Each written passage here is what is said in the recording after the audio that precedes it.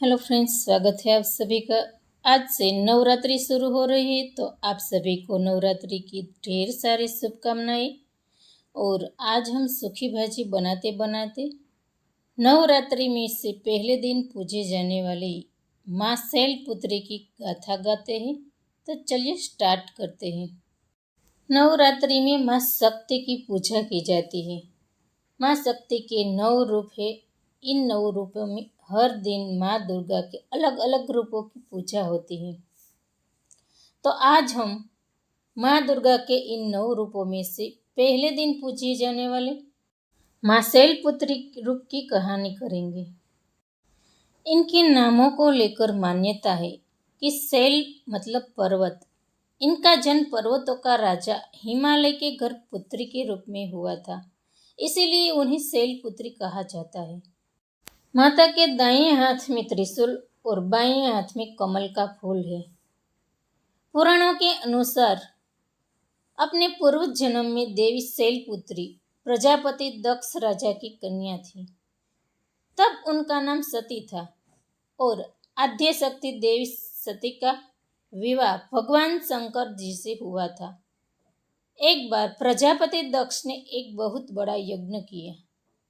इसमें उन्होंने सारे देवताओं को अपना अपना यज्ञ का भाग प्राप्त करने के लिए निमंत्रित किया, लेकिन शंकर जी को उन्होंने इस यज्ञ में निमंत्रित नहीं किया।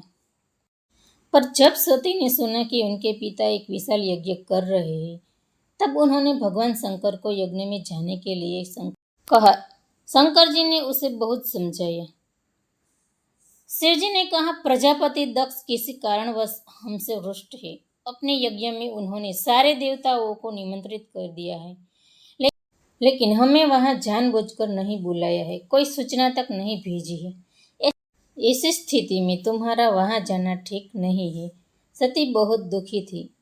उनकी वहां जाकर माता और बहनों से मिलने की प्रबल इच्छा बढ़ती गई। उनका ये प्रबल आग्रह देखकर भगवान शंकर जी ने उन्हें वहां जाने की अनुमति दे दी। सती ने पिता के घर जाकर देखा कि कोई उन्हें आदर सत्कार से बुला नहीं रहा है। परिवारजनों के इस व्यवहार से उनके मन को बहुत दुख हुआ।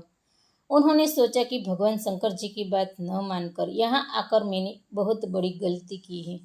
माता सती अपने पति शंकर के इस अपमान को सह न सकी। उन्होंने अपने शरीर को उसी क्षण वहीं योगाग्नि द्वारा जलाकर भस्म कर दिया। इस दुखद घटना को सुनकर शंकर जी ने क्रोधित होकर अपने गणों को भेजकर राजा दक्ष के उस यज्ञ का पूरी तरह विध्वंस करा दिया।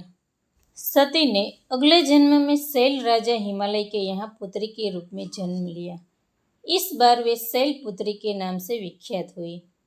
पार्वती और हेमवती भी उन्हीं के नाम है। फ्रेंड्स, वीडियो अगर पसंद आया हो तो लाइक, शेयर और सब्सक्राइब कीजिए। Thank you for watching.